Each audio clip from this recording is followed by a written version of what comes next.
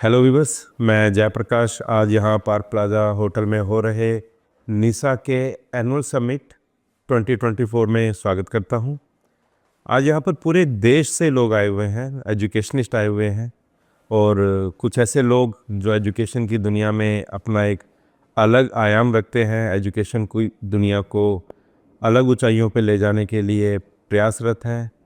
उनमें से अभिमन्यु जी जो कि प्री स्कूल एसोसिएशन अम्बाला के प्रेसिडेंट हैं, उनका मैं यहाँ स्वागत करता हूँ। अभिमन्यु जी के बारे में खुद अभिमन्यु जी अपनी ड्यूटी ज़्यादा बताएं तो ज़्यादा अच्छा होगा, क्योंकि एजुकेशनिस्ट को एक्सप्लेन करना ज़्यादा मुश्किल होता है आम इंसान के मुकाबले। Abhimanyu ji. Thank you sir. Yadav ji, मैं आपको बता दूं कि मैं पिछले 12 साल से जो है प्री स्कूल की जो एसोसिएशन है उसका प्रेसिडेंट हूँ और निसा के साथ हम एसोसिएटेड हैं।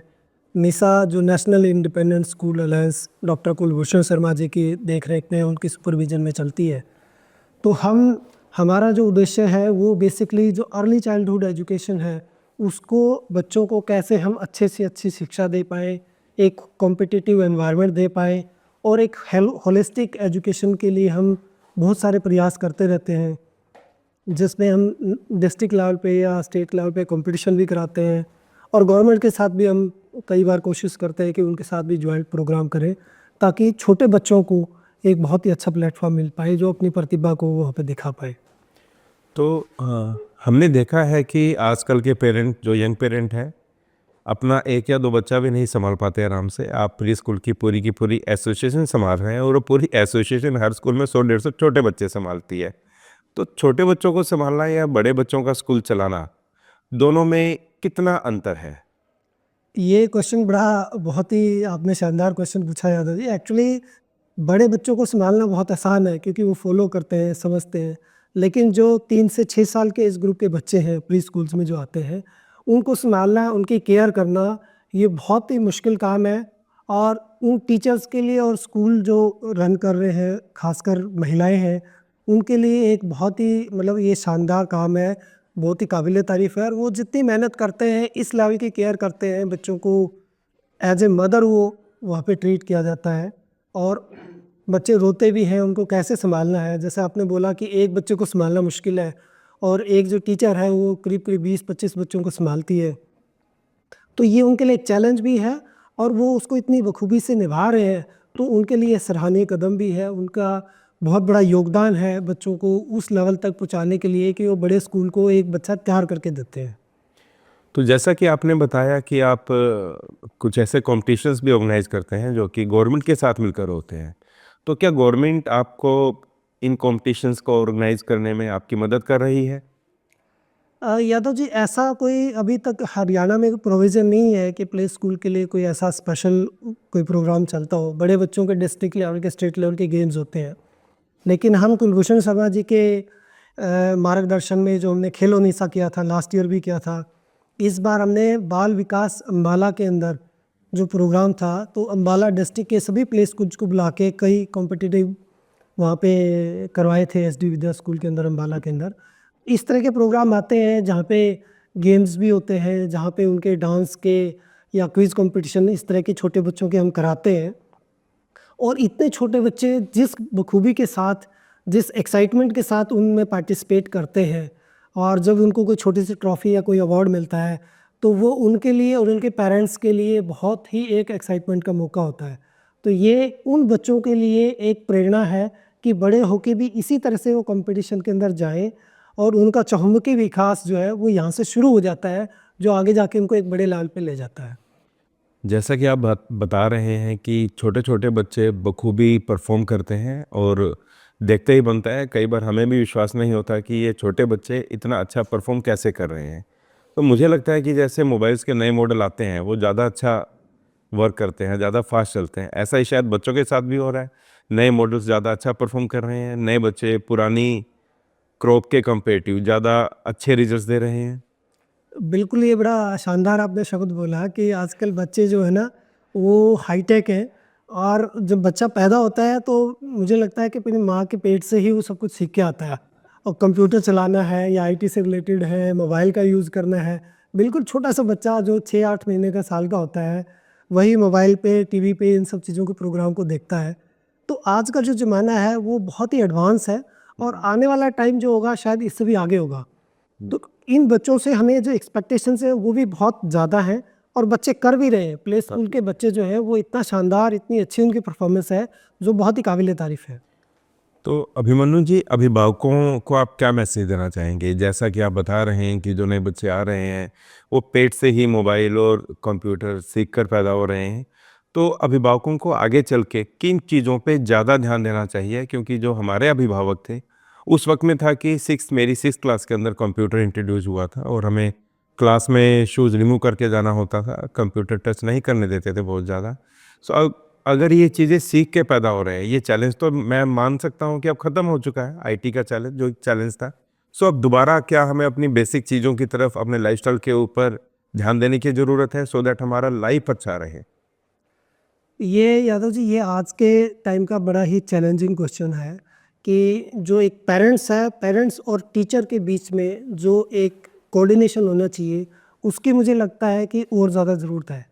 कई बार जो पेरेंट्स हैं वो टीचर का उस लेवल का रिस्पेक्ट या आदर नहीं कर पाते हैं, या कुछ एक लोग, सभी नहीं, कुछ एक लोग नहीं करते हैं। तो जो टीचर होता है वो एक गुरु है और गुरु के लिए उसका बच्चा उसके माँ बाप से भी ज़्यादा इम्पोर्टेंट है और वो उनकी ज़्यादा केयर करता है। हो सकता है एक आध बच्चे की कहीं किसी वजह से चैलेंज रह जाते हैं। और दूसरा आपने पॉइंट रखा कि मोबाइल का, तो मोबाइल में क्या है कि आजकल जो मम्मियाँ हैं वो बच्चों पे इतनी इमोशनल है कि वो सबसे पहले मोबाइल ही देती हैं। तो मुझे लगता है कि मोबाइल जो है वो बच्चे की इनिशियल डेवलपमेंट है, उसके लिए कहीं न कहीं थोड़ी-सी बाधा बनता है। तो हमें बच्चे को खेल-कूद में लगाना चाहिए, माताओं को बच्चों के साथ टाइम बिताना चाहिए, बजाय कि पहले माता मोबाइल देखती है, फिर एक टाइम आता है जब बच्चे को मोबाइल का पता लग जाता है, फिर वो बच्चा माता को मोबाइल नहीं देता है। तो वो एक बहुत ही बड़ा चैलेंज है। तो पेरेंट्स को भी मोबाइल से या टीवी से बच्चों को थोड़ा-सा दूर रखना चाहिए, उनकी खेल-कूद पे ध्यान देना चाहिए और स्कूल के साथ और अध्यापक के साथ एक ऐसा समन्वय बना के रखें कि उनको एक इकट्ठे मिलके उस बच्चे की उस लेवल की डेवलपमेंट कर पाएँ, जिससे कि बच्चे का सर्वांगीण विकास हो पाए। तो आपकी ज़िंदगी का कोई ऐसा मोमेंट हमारे व्यूअर्स जानना चाहेंगे जब आपको लगा कि हाँ, एजुकेशन इंडस्ट्री में आके एक मैंने अच्छा निर्णय लिया और मैं इसे एंजॉय कर रहा हूँ? सर, ये भी बड़ा अच्छा क्वेश्चन है कि मैं जब बच्चा था, मैं जब कॉलेज में था, स्कूल में था, तो मेरे एक कज़न है, वो टीचर थे। तो वो साइकिल पे स्कूल में जाते थे और आपको पता है टीचर के पास कोई ज़्यादा पैसा होता नहीं है, आज भी नहीं होता, पहले भी नहीं होता था। लेकिन जब कभी-कभी हम उनसे मज़ाक करते थे, वो स्कूल से लेट होते थे, तो लेट होने की आदत नहीं थी, वो बहुत स्पीड में साइकिल चलाते थे, पसीना-पसीना हो जाते थे। तो हम उनको कहते थे, क्या मिलता है? तो वो उनको मज़ाक में कहते थे कि मुझे ये इतने सारे बच्चे, इतने सारे लोग जो हैं, एक बार नमस्ते गुरुजी, नमस्ते सर, नमस्ते जब बोलते हैं, तो मेरा दिल गदगद हो जाता है। तो टीचर की जो कमाई है, उसको सिर्फ़ प्यार चाहिए, रिगार्ड चाहिए। वो पैसे के लिए नहीं चलता, कोई भी स्कूल पैसे के लिए नहीं चलता, कोई भी टीचर जो पैसे के लिए नहीं काम कर रहा, बेसिकली वो उनका एक पैशन होता है। और आप ये देखें कि 99% लोग जो है ना पैशनेट हैं, जो हमारी एजुकेशन लाइन के अंदर है, चाहे वो सरकारी स्कूल में है, प्राइवेट स्कूल में है, उनके दिल की ये इच्छा होती है कि अच्छे से अच्छा काम करें, अच्छे से अच्छा बच्चे को पढ़ा पाएँ, आगे वो कामयाब हो। और जब एक बच्चा कामयाब होता है, तो सबसे पहले वो अपने पहले टीचर को याद करता है, जो पहला गुरु होता है उनका, उसका नाम आज तक मैं भी नहीं भूला हूँ, शायद आप भी नहीं भूले होंगे। बिल्कुल सही। तो वो जो प्ले स्कूल का जहाँ पे रोल आता है फर्स्ट टीचर, वो पूरी ज़िंदगी काम करता है और बहुत ही काबिल तारीफ़ रहता है। आज के इंटरव्यू चल रहे हैं काफ़ी, कुछ हो चुके हैं, कुछ होने बाकी हैं। पर एक बात जो नज़र आई है काफ़ी सारे एजुकेशनिस्ट के साथ बात करके, पैसे लेना ज़रूरी नहीं, मजबूरी है। पैसों के बिना ऑर्गेनाइजेशन चल नहीं सकती, बट अगर कोई टीचर भूखा है तो मान और सम्मान का ज़्यादा है और इसमें अभिभावकों का बहुत ज़्यादा रोल है। अभिभावक कैसे बच्चों को अपडेट करते हैं कि आपको कैसे रिएक्ट करना है टीचर की बातों को, तो आप अभिभावकों को क्या मैसेज देना चाहेंगे? सर, अब आपने बड़ा अच्छा बोला कि एक जो पैसा है, वो पैसा, इतना पैसा तो हर आदमी को चाहिए कि वो अपनी दिनचर्या, अपना खान-पान अच्छे से बिता पाए। और आप ये देखोगे कि जो भी अध्यापक है वो शायद पैसे के लिए इतना नहीं काम करते हैं, ना इतना उनका इस बात के ऊपर कोई ज़्यादा जद्दोजहद नहीं होती है। लेकिन अगर उसको एक हेल्दी एनवायरनमेंट मिलता है पेरेंट्स की तरफ से, स्कूल की तरफ से, सरकार की तरफ से, तो उसका एक सम्मान बना रहता है, उसके अंदर एक मोटिवेशन बना रहता है कि मैं अगली बार और अच्छा काम करूं, इससे आगे और अच्छा काम करूं, ताकि मेरे बच्चे कहीं पे जाएं, परफॉर्म करें, नाम करें, मेरा नाम, मेरे स्कूल का नाम, मेरे देश का नाम। तो उसके लिए अध्यापकों को जो सम्मान चाहिए वो हम सब की, हमारे पूरे समाज की जिम्मेदारी है कि हम उनको वो सम्मान दें जिससे वो आज थोड़े से वंचित हैं। चलिए, तो जैसा कि आज यहाँ पर निसा का एनुअल समिट हो रहा है, आप निसा से कब और कैसे जुड़े? जैसे कि यादव जी मैंने बताया कि हम प्ले स्कूल चलाते हैं। मेरी वाइफ जो है वो पहले गवर्नमेंट स्कूल में टीचर थे, तो फिर उनका पैशन था, पैशन के साथ ही फॉर्चुनेटली हमारा प्ले स्कूल शुरू हुआ और आज वो बड़े अच्छे से करीब 12-13 साल से प्ले स्कूल चला रहे हैं। तो जब हमने ये शुरू किया तो डॉक्टर कुलभूषण शर्मा के संपर्क में आए, तो हमें पता लगा कि भी हम जो एग्जिस्टिंग स्कूल्स हैं या जो अच्छे स्कूल हैं, जो अच्छा काम करते हैं, तो उनसे हम प्रेरणा लेके कैसे अच्छा काम कर सकते हैं, बजाय कि हम अपने तरीके से चलाएं। हम जो ऑलरेडी और टेस्टेड रूल्स हैं या जो प्रैक्टिसेस हैं उनको फॉलो करें। तो तब मैं कुलभूषण शर्मा जी के संपर्क में आया और पिछले 10-11 साल से हम नीसा में रेगुलरली काम करते हैं।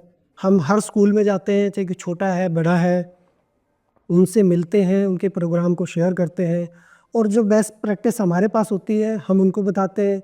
जो उनकी अच्छी प्रैक्टिस है उनको हम फॉलो करते हैं और इम्प्लीमेंट करते हैं अपने स्कूल के अंदर भी, और बाकी जो छोटे छोटे जो बजट स्कूल्स हैं उनके अंदर हम कोशिश करते हैं कि वो जो सारी अच्छी आदतें हैं जो एक स्कूल या एक टीचर या एक बच्चा ग्रहण कर सकता है उसको फॉलो करें, ताकि आगे हम और अच्छा काम कर पाएँ।